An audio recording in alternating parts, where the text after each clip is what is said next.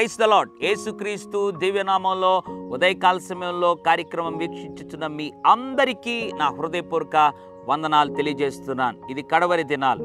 ఎంతకాలము ఈ కష్టాలు, ఎంతకాలము ఈ దుఃఖం, ఎంతకాలము ఈ వేదన అని ఈ కడవరి దినాల్లో ఎదురు చూస్తూ, ఉపశమనం కొరకు ఎదురు చూస్తూ ఇక తీరవా అన్నట్లుగా ఎంతకాలము ఈ యొక్క ప్రతికూల పరిస్థితులు నేను సహించాలి అని యోచిస్తున్నావు కదూ. దేవుని వాక్యంలో నుండి ఒక మాటను దేవుడు మనకు జ్ఞాపకం చేయాలని ఆశపడుతున్నాడు.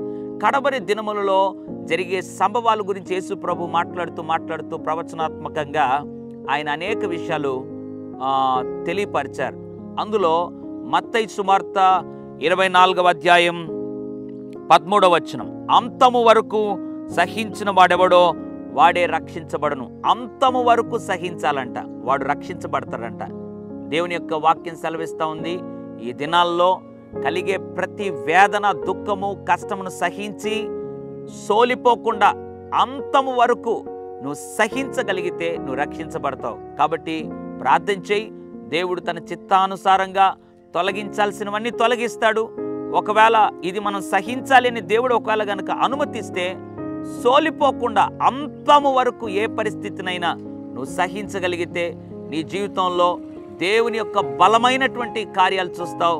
దేవుని యొక్క ఆశీర్వాదానికి వారసుడవుతావు. పరలోకంలో గొప్ప బహుమానాన్ని పొందుకుంటావు.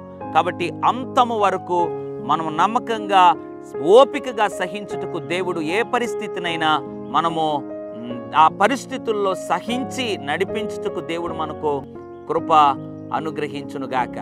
పరిశుద్ధుడా, ప్రేమగల తండ్రి, నీకు వందనాలు.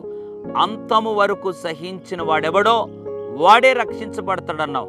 ఉదయకాల సమయంలో ప్రభు అంతము వరకు నీ రాకడ పర్యంతరం ఓపికతో సహించి ముందుకు నడిచే కృప అనుగ్రహించమని యేసు నామములో ప్రార్థిస్తున్నాను తండ్రి. ఆమేన్. God bless you.